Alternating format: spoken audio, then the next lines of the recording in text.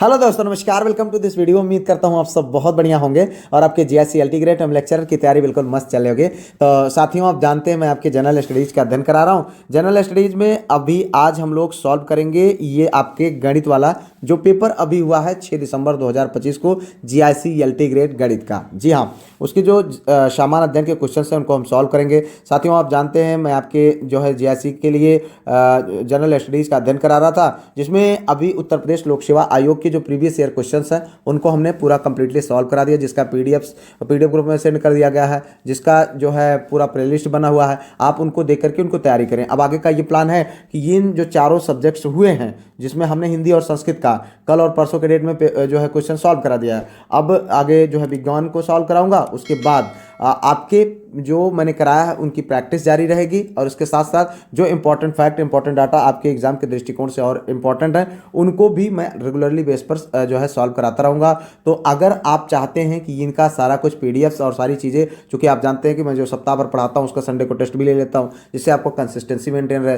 तो इस वजह से अगर आप चाहते हैं ग्रुप में जुड़ना, तो ग्रुप में जुड़ने के लिए मैंने एक नंबर दिया हुआ, उस नंबर पर कॉन्टैक्ट करके आप ग्रुप में जुड़ सकते हैं। यहाँ पर लेते हैं पहला क्वेश्चन। देखें यहाँ पर, भारत के सकल घरेलू उत्पाद यानी जीडीपी में वर्तमान वर्षों में सबसे अधिक अंशदान आता है किसका, आपको बताना है। 4 विकल्प दिए गए हैं। अब देखें, चूंकि वो पेपर था उसमें सारे क्वेश्चंस के जो ऑप्शंस हैं, जो यानी सही विकल्प, उसमें बिल्कुल टिक है तो मज़ा नहीं आता, इसलिए मैंने बिल्कुल अलग पीपीटी के माध्यम से आप लोगों को अध्ययन कराने का प्रयास किया है। इन क्वेश्चन को जब आप सॉल्व करेंगे तो आपको एक अंदाजा मिलेगा कि किस लेवल का क्वेश्चन आया था और हमने जो सॉल्व कराया है, या जो हमारे साथ अगर लगातार आप जुड़ करके तैयारी कर रहे हैं तो आप कितने क्वेश्चन को सही कर पा रहे हैं। और जो है मैंने चूंकि इस बात को लेकर के आप लोगों को आश्वस्त किया कि जो मैंने सॉल्व कराया था उससे आपको 20-22 क्वेश्चन देखने को मिले, तो आप स्वयं से देख सकते हैं कि कौन कौन से क्वेश्चन जो मैं पहले ही सॉल्व करा चुका हूं। ठीक है, देखिए यहाँ पर पहला क्वेश्चन, भारत के सकल घरेलू उत्पाद जीडीपी में वर्तमान वर्षों में सबसे अधिक अंशदान आता है कहाँ से? बड़े पैमानों के उद्योगों से, सेवा क्षेत्र से, लघु एवं कुटीर उद्योगों से, कृषि क्षेत्र से। तो इसका जो सही विकल्प है मित्र वो है आपका बी, सेवा क्षेत्र से। ये क्वेश्चंस आपको सॉल्व कराया जा चुका है। ठीक है, पीडीएफ में इसको आप ढूंढ सकते हैं या वीडियोज में आपको मिल जाएगा। वर्तमान समय में भारत के सकल घरेलू उत्पाद जीडीपी में सर्वाधिक योगदान सेवा क्षेत्र का है। सेवा क्षेत्र में बैंकिंग, बीमा, सूचना प्रौद्योगिकी, ठीक है, शिक्षा और स्वास्थ्य, पर्यटन, परिवहन और संचार जैसी गतिविधियां शामिल हैं। ठीक है, आर्थिक सुधारों जो कि 1991 के बाद इस क्षेत्र में तीव्र विस्तार हुआ है।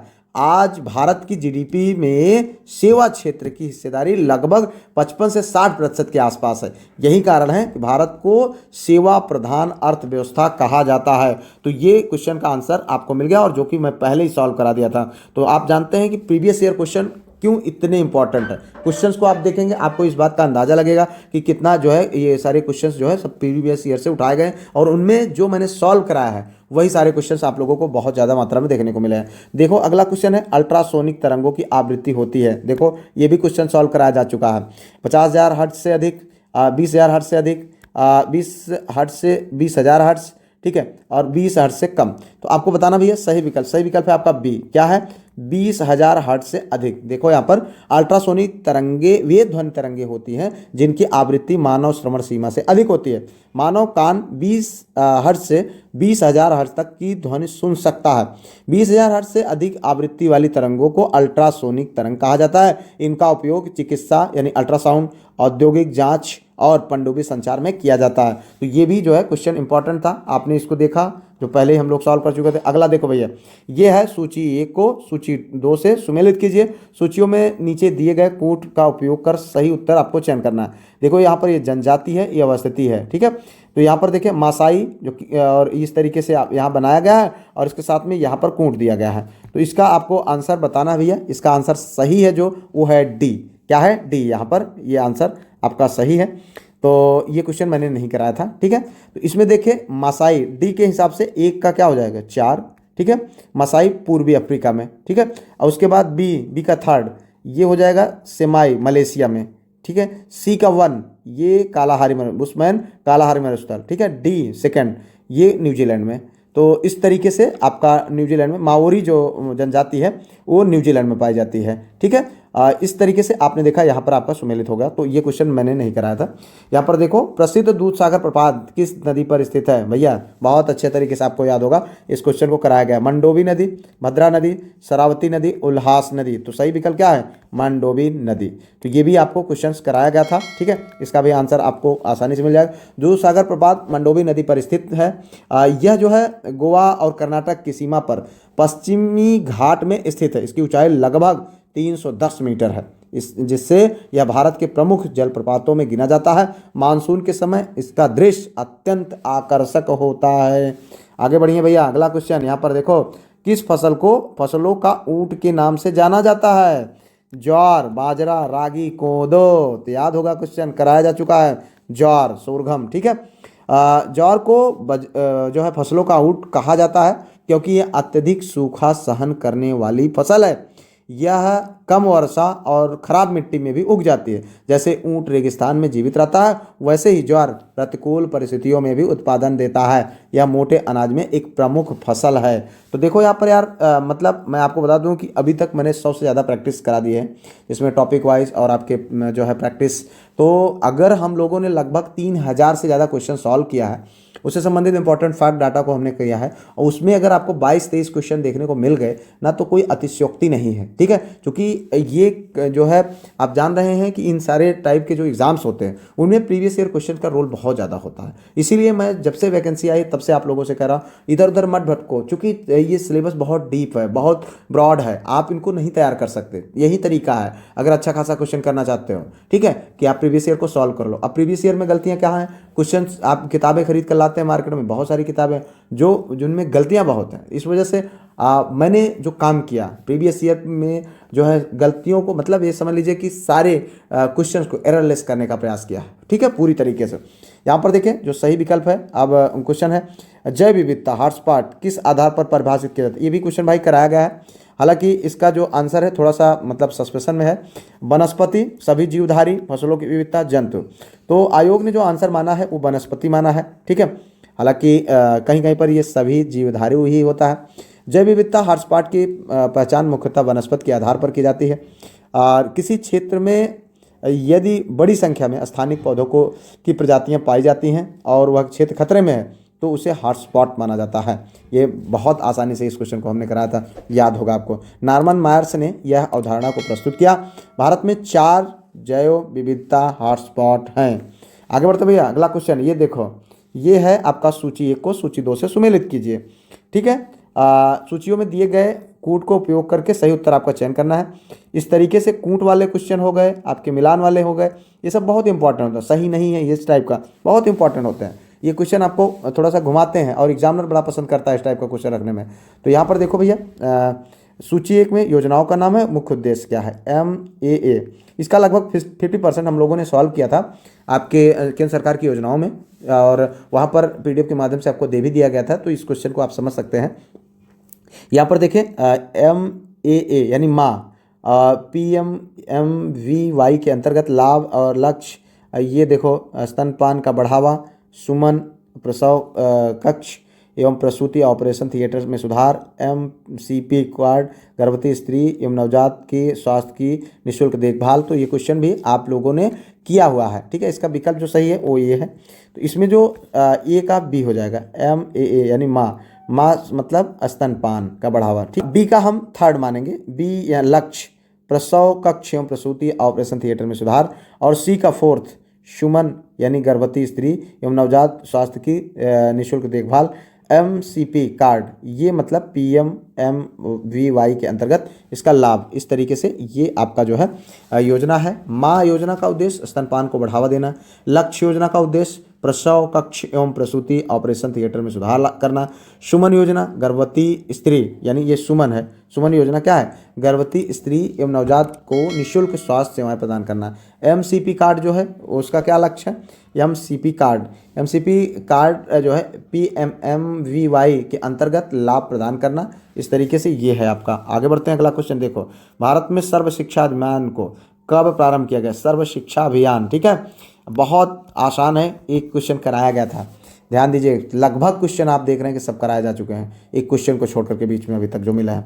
तो यहाँ पर देखें, ये इसका विकल्प सही है ए, ठीक है। सर्व शिक्षा अभियान ये है, इसका शुभारंभ 2001 में किया गया था।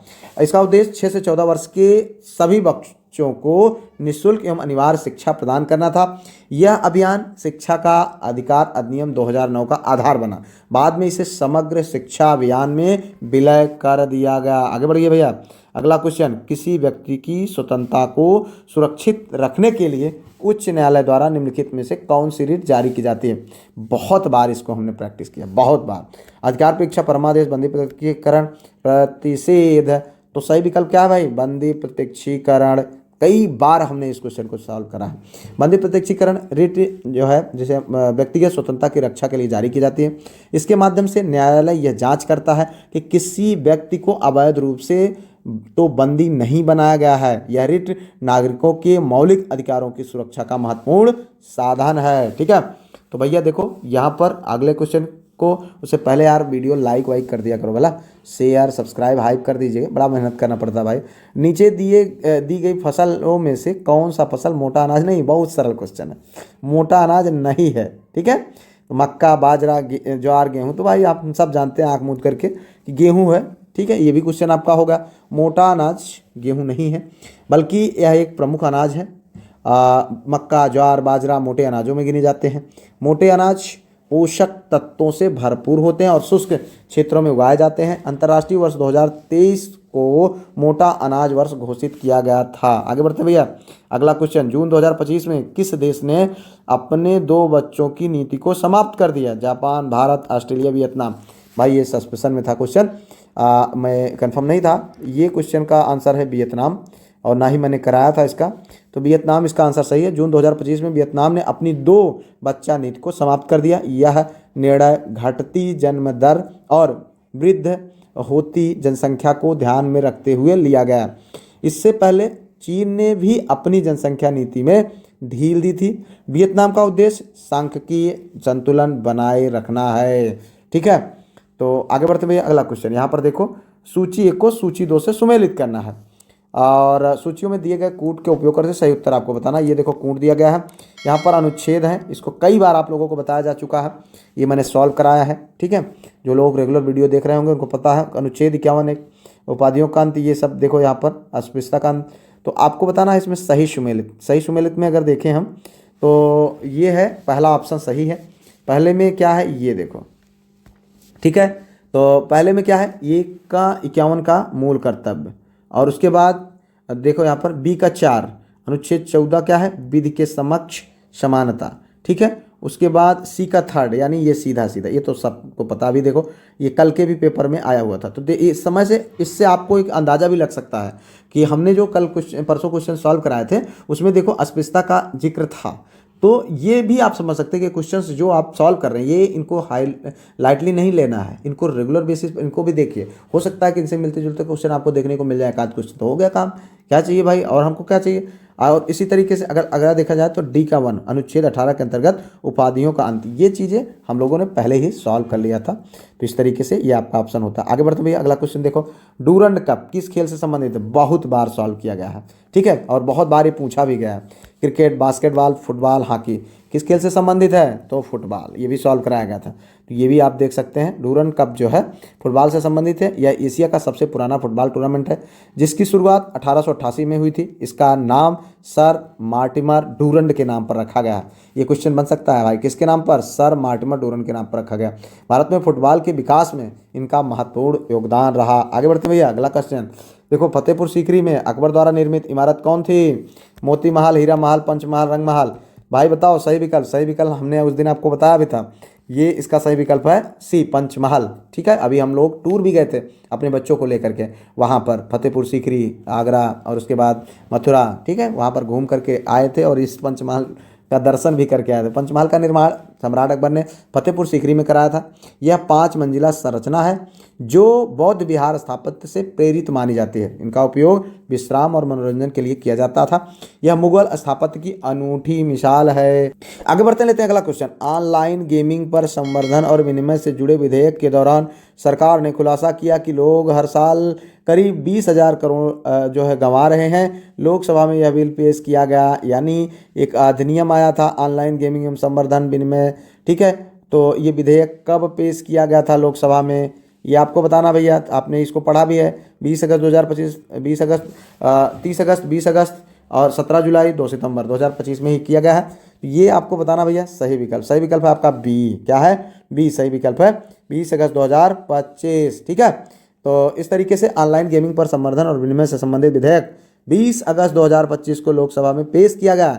सरकार ने बताया कि लोग हर वर्ष लगभग 20,000 करोड़ ऑनलाइन गेमिंग में गंवा रहे हैं। विधेयक का उद्देश्य उपभोक्ता संरक्षण और वित्तीय धोखाधड़ी को रोकना या डिजिटल अर्थव्यवस्था से जुड़ा एक महत्वपूर्ण कदम है, जिसकी सराहना जितनी भी की जाए उतनी कम है। क्योंकि हम देखते थे इंडिया को छोटा करके क्रिकेटरों के जर्सियों पर ड्रीम 11 ज़्यादा, लो ड्रीम 11 प्रचार चल रहा है, सब लोग 49 रुपये में करोड़पति बन रहे हैं, सब बंद हो गया। बढ़िया हुआ।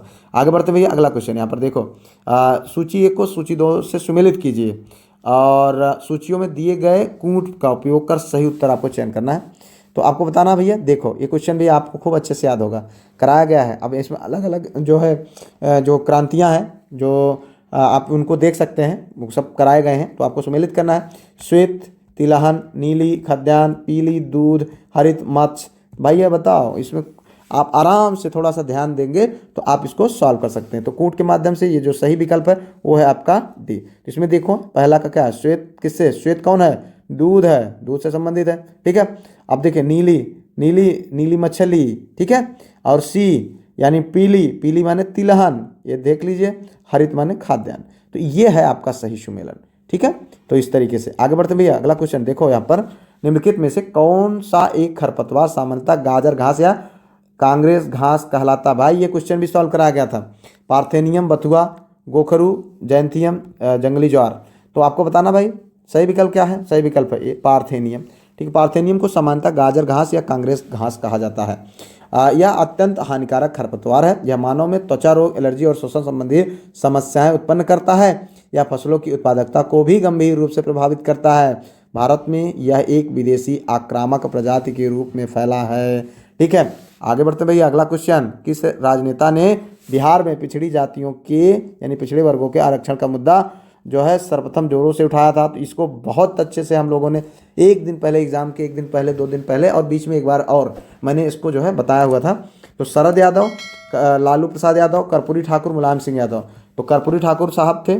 ठीक है, इनको जो है हम लोगों ने चर्चा किया हुआ था जब हम डिस्कस कर रहे थे भारत रत्न। ठीक है, भारत रत्न वाले वीडियो में हम लोगों ने इसका डिस्कस किया था। कर्पूरी ठाकुर साहब बिहार के मुख्यमंत्री रहे और सामाजिक न्याय के प्रबल समर्थक थे। उन्होंने बिहार में पिछड़ी जातियों को आरक्षण देने की पहल की। 1978 में उन्होंने सरकारी नौकरियों में पिछड़े वर्गों के लिए आरक्षण लागू किया। इसी कारण उन्हें जननायक कहा जाता है। उन्होंने सामाजिक समानता को राजनीतिक विमर्श का केंद्र बनाया। ठीक है, आगे बढ़ते भाई अगला क्वेश्चन। निम्नलिखित में से किस नेता ने स्थानीय स्वायत्त संस्थानों का विरोध किया? देखो यहाँ पर ये भी क्वेश्चन हम लोगों ने किया था। B.R. अम्बेडकर, विनोबा भावे, महात्मा गांधी, M.A. अयंकर। तो इसमें सही विकल्प कौन है भाई? B.R. अम्बेडकर। ठीक है, आदरणीय भीमराव अम्बेडकर साहब ने जो है स्थानीय स्वायत्त संस्थाओं का विरोध किया था। पढ़ा था हम लोगों ने, याद होगा आपको।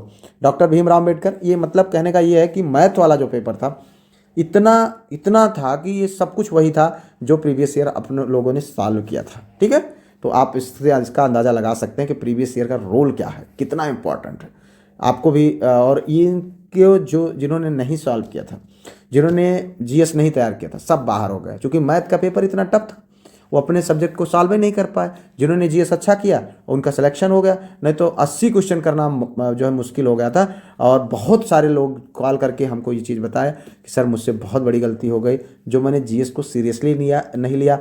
बहुत सारे लोगों ने पीडीएफ ग्रुप भी ज्वाइन किया था, लेकिन उन्होंने भी रेगुलरली वीडियो को नहीं देखा, पीडीएफ नहीं रिवीजन किए, सब छूट गया। बहुत रो रहे थे, पछता रहे थे। कई लोगों को जो है हमसे इस विषय पर बात किया, लेकिन अब क्या कर सकते हैं, जो है तब पछताने होत क्या जब चिड़िया चुग गई खेत। तो अभी आपके पास खेत भी है और चिड़िया भी नहीं आई है, तो आराम से जो है अभी पछताने का अवसर नहीं है, काम कर लीजिए।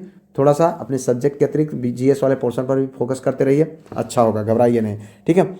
यहाँ पर देखिए भीमराव अम्बेडकर साहब जो है ग्राम स्वराज की अवधारणा के आलोचक थे। वे मानते थे ग्रामीण समाज में जातिगत भेदभाव गहरा। उन्होंने पंचायतों को सामाजिक न्याय के अनुपयुक्त माना। उनका मत था केंद्रीय संवैधानिक संरचना अधिक सुरक्षित है, इसी कारण उन्होंने स्थानीय स्वायत्त संस्थाओं का विरोध किया था। आगे बढ़ते भाई, अगला क्वेश्चन यहाँ पर देखो, सूची 1 को सूची 2 से सुमेलित कीजिए तथा सूचियों के नीचे दिए गए कूट का उपयोग कर सही उत्तर आपको चयन करना है। ये देखो बहुत संगीति, प्रथम द्वितीय तृतीय आपको बताना भाई, आपने पढ़ाई है। प्रथम आपको ये देखो कूट के माध्यम से बताना भाई। कूट में जो सही है वो है आपका क्या, सी सही है। सी के अनुसार अगर हम देखें तो पहला का क्या होगा, ये तीसरा, पहला जो संगीत हुई थी कहाँ हुई थी, राजगीर में। बी दूसरा, द्वितीय कहाँ, वैशाली में, ठीक है। सी कवन, तृतीय कहाँ हुई, पाटलिपुत्र में, ठीक है। चतुर्थ कहाँ हुई, डी यानी कश्मीर में। तो इस तरीके से प्रथम बौद्ध संगीत राजगीर में आयोजित की, द्वितीय वैशाली में, ठीक है। तृतीय जो है ये जो है पाटलिपुत्र में अशोक के संरक्षण में हुई थी, और चतुर्थ कश्मीर में कनिष्क के समय में हुई थी, ठीक है। इस तरीके से आगे बढ़ते भाई, अगला क्वेश्चन देखो, ऊंट का कुबड़ बना होता है। क्वेश्चन आपने सॉल्व किया है, कार्टिलेज का, लिम्फ का, वसा ऊतक का, कोलेजन तंतुओं का। तो भाई बताओ सही विकल्प है आपका सी, वसा ऊतक का, ठीक है, वसा ऊतक का। ऊंट के कुबड़ में वसा ऊतक यानी फैट टिश्यू संग्रहित रहता है। यह जल नहीं बल्कि ऊर्जा का भंडार होता है, ठीक है। किसका, ऊर्जा का भंडार होता है, सही, ये विकल्प आपका सही है। तो इसको आप देखते रहे। वसा के अपघटन से ऊंट को ऊर्जा और जल दोनों प्राप्त होते हैं, इसी कारण ऊंट रेगिस्तानी परिस्थितियों में जीवित रह पाता है। यह उसे लंबे समय तक बिना भोजन पानी के रहने में सहायक बनाता है। आगे बढ़ते हैं भैया, अगला क्वेश्चन, जैव विविधता शब्द का प्रयोग कई बार हमने सॉल्व किया है। सप्तम किसने किया था, R.H. Whittaker, R.D. Vance, Walter G Rosen, N Meyers. सही विकल्प क्या है, वाल्टर जी रोसेन, ठीक है। जैव विविधता शब्द का प्रयोग सर्वप्रथम वाल्टर जी रोसेन ने किया था, जिन्होंने यह शब्द 1986 में प्रस्तुत किया था। कब, 1986 में। बाद में E.O. विल्सन ने इसे लोकप्रिय बनाया, ठीक है। यह शब्द जीवों की विविधता को दर्शाता है। आज यह पर्यावरण अध्ययन का एक प्रमुख आधार है, ठीक है। इस तरीके से भैया आगे बढ़ते हैं, अगला क्वेश्चन, खष्टबुध में विकरणों की संख्या है। तो गणित का क्वेश्चन है भैया, बहुत आसान था, ठीक है। अब इसमें सही विकल्प हो गया ए, ठीक है। तो यहाँ पर देख लें, हालांकि हम ज़्यादा कुछ सॉल्व नहीं करेंगे, आप इनको देख लीजिएगा। आगे बढ़ते हैं, अगला क्वेश्चन यहाँ पर, यदि किसी संख्या का 20% 50 है तो संख्या क्या है। देखो 300, 150, 250, 350, बहुत आराम से।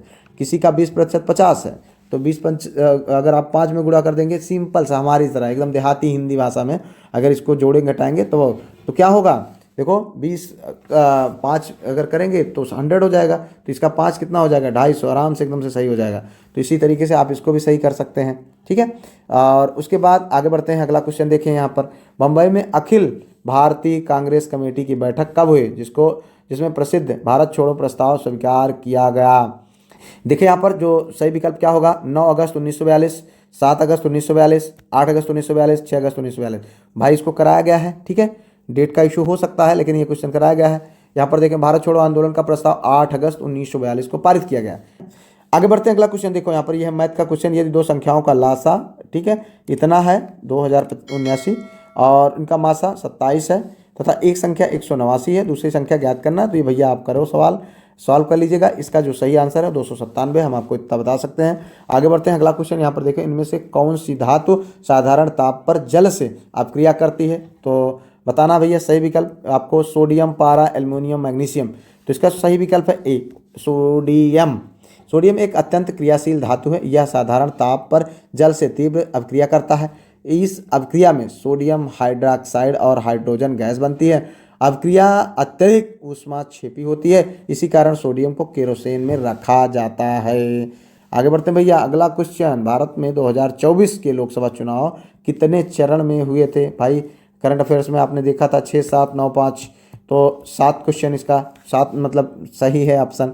देखिए यहाँ पर भारत में 2024 के लोकसभा चुनाव में 7 चरणों में संपन्न हुए थे। इस चुनाव का आयोजन अप्रैल से जून 2024 के बीच हुआ था। चरणबद्ध चुनाव का उद्देश्य सुरक्षा और सुचारू मतदान, भारत का विशाल आकार इसका प्रमुख कारण है। ठीक है, अंतिम परिणाम जून 2024 में घोषित किया गया था। आगे बढ़ते हैं भैया। सेकंड लास्ट क्वेश्चन, निम्नलिखित अधिनियमों को सही कालक्रमानुसार व्यवस्थित करना है और आपको बताना है। यहाँ पर चार्टर अधिनियम, पिट्स इंडिया एक्ट, भारतीय परिषद अधिनियम, रेगुलेटिंग एक्ट, ये भी क्वेश्चन आप लोगों ने देखा था। ठीक है, यहाँ पर इसको समझ सकते हैं। तो यहाँ पर कूट दिया है, कूट के माध्यम से आपको बताना सही विकल्प। तो सही विकल्प में अगर हम देखें तो इसका कूट सही है ये वाला 4, 2, 1, 3। 4 में रेगुलेटिंग एक्ट, ये आपका 1773 ईस्वी में। कब? 1773 ईस्वी में। पीट, उसके बाद नंबर आता है दूसरा, यानी पिट इंडिया एक्ट, इसका 1784। ठीक है, 1784। और उसके बाद अगर हम बात करें चार्टर अधिनियम का, चार्टर अधिनियम यानी पहला, ये जो है 1813 में। कब हुआ? 1813 में। उसके बाद नंबर आता है भारतीय परिषद अधिनियम 1861। कितना? 1861। ठीक है, इस तरीके से आपको यहाँ पर आंसर प्राप्त होता है। तो आगे बढ़ते हैं भैया लास्ट क्वेश्चन की ओर। ये देखो, निम्नलिखित में से किस राज्य में सर्दी के महीनों में बाढ़ आती है? क्वेश्चन हमने नहीं कराया था भाई। तो यहाँ पर है गुजरात, तमिलनाडु, मध्य प्रदेश और महाराष्ट्र। तो यहाँ पर देखें सही विकल्प है आपका बी, तमिलनाडु। ठीक है, तमिलनाडु में सर्दियों में उत्तर पूर्वी मानसून सक्रिय होता है। अक्टूबर से दिसंबर के बीच भारी वर्षा होती है, इसी कारण इस राज्य में शीत ऋतु में बाढ़ आती है। अन्य राज्यों में वर्षा मुख्यतः दक्षिण पश्चिम मानसून से होती है। तमिलनाडु इसका प्रमुख अपवाद है। ठीक है, तो इस तरीके से आप लोगों ने यहाँ पर 30 क्वेश्चन सॉल्व किया। उम्मीद करते हैं बहुत अच्छे होंगे, और आपका कोई सुझाव हो या कोई सलाह हो तो ज़रूर दीजिएगा। फिलहाल मिलते हैं किसी और वीडियो में किसी और टॉपिक पर। उससे पहले आप वीडियो को लाइक, शेयर, सब्सक्राइब, हाइप कर लीजिएगा। पीडीएफ ग्रुप ना ज्वाइन किए हो तो कर लीजिएगा। ये पीडीएफ आपका डिस्क्रिप्टिव भेज दी जाएगी पीडीएफ ग्रुप में, वहाँ से एक्सेस करिए, बढ़िया तैयारी करिए। मेरी शुभकामनाएं आप सबके साथ हैं। Best of luck.